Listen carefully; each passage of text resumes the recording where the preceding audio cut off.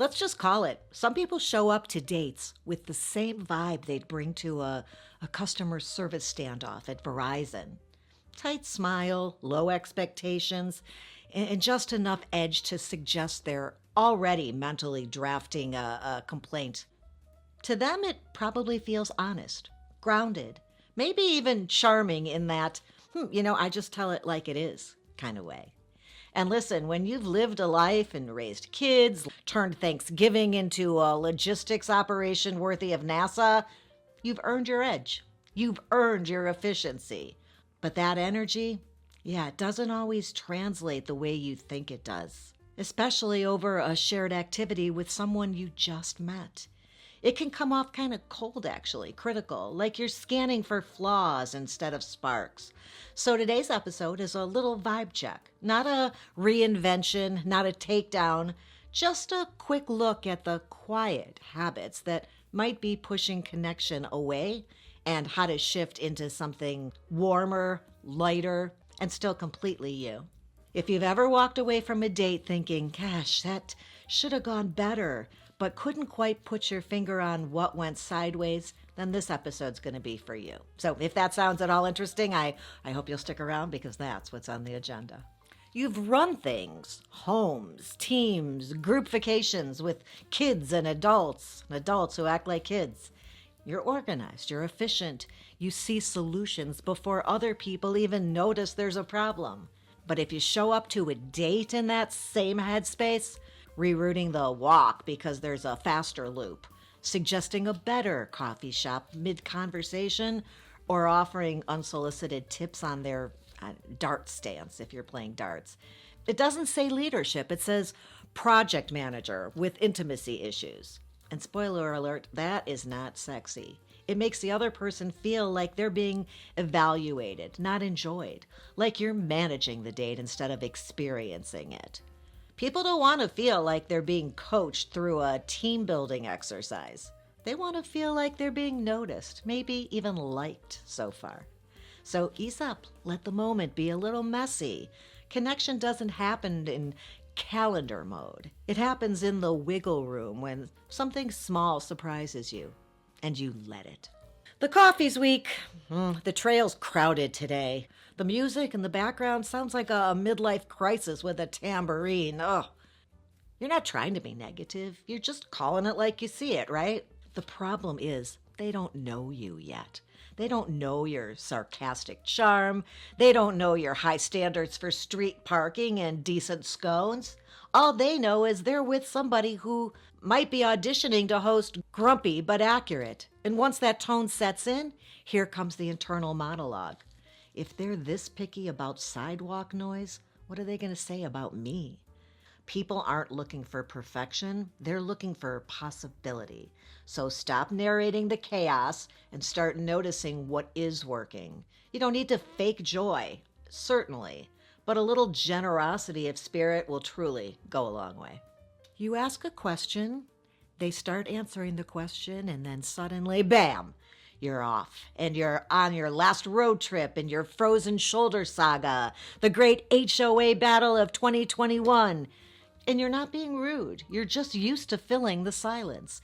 Maybe you forgot what it feels like to not carry the conversation. But when someone feels talked at instead of talked with, they don't feel seen. They feel sidelined.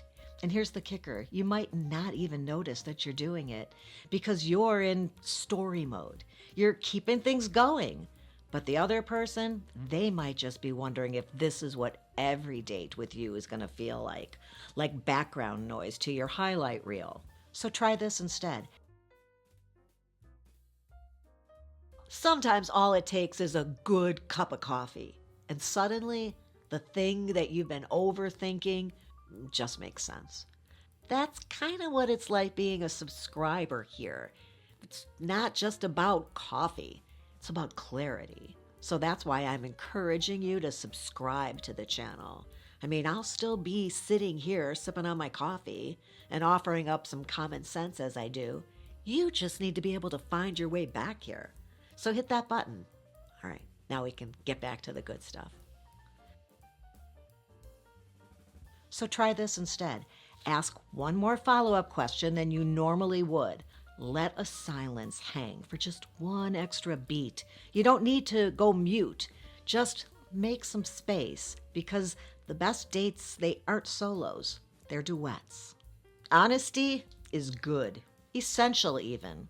But when it comes laced with superiority or wrapped in sarcasm, that's not clarity, it's critique. And those four little words, "I'm just being honest," often mean, "I don't care how this lands." And that doesn't make you real, it makes you sharp. And people don't open up around sharp. They brace against it, or they shut down completely. There's a difference between being honest and being harsh. Saying, "I'm not feeling a spark," is honest. Saying, "You're just not my type," with a shrug and a smirk that goes along with it, that's your ego doing jazz hands. Do you want to be more memorable? Be the person who tells the truth, yes, but with kindness. Because connection doesn't grow from commentary. It grows from safety. And we want to treat other people the way we'd want to be treated, too, on top of all that. You think you're playing it cool, just dipping your toes in, not giving too much away. But if someone finishes a walk or a coffee and still can't tell you apart from their dental hygienist, that's not mystery. That's a wall. Guardedness may have protected you in the past. I don't know all your situations. But now it's just keeping the door shut on something good. People want to feel like you've let them in, even just a little bit. So tell a story that's a little embarrassing, or admit you forgot your grandkid's name. Say the thing that still stings a little. Not to make it heavy, but to make it human. That's, as I said, that's where connection lives. You've done the work. You know the red flags. You can spot a narcissist at 30 paces. But if you show up to every new connection scanning for evidence, ready to bolt at the first inconsistency, then that's not dating. You're investigating. And when someone feels like they're being tested, not trusted, they don't rise to the occasion. They retreat. Yeah, discernment is necessary, but suspicion kills the vibe before it even has a chance to grow. So ease off the emotional TSA routine and stop looking for what might go wrong. Start noticing what feels right, because relationships aren't built on avoidance. They're built on trust and a little hope, maybe. You are impressive. Your life is full. You've got friends and hobbies, projects, stories. But if every other sentence on your date starts with how busy, respected, or admired you are, it starts to feel like you're pitching a keynote speech, not showing up for a spark check. And here's the thing. We do want you to know your worth, but no one wants to flirt with a resume. Charm isn't about proving you're a catch. It's in the laugh that nobody saw coming, the story that still makes your voice crack, the way you remembered something small that they said and brought it back later. That's what makes somebody want to see you again, not your credentials, your presence. So if this episode made you squirm just a little bit, that's okay. That's not shame. That's self-awareness. And it's saying, hey, maybe try something a little different next time. You don't need to become someone brand new. Just bring the version of yourself that's not tired of hoping yet. The one who's still really curious, still kind, still willing to try even when it's awkward. The one who can laugh when they miss the shot in mini golf, or admit when they're nervous. Or just say, hey, this has been really nice, and mean it. That's the version somebody's waiting to meet.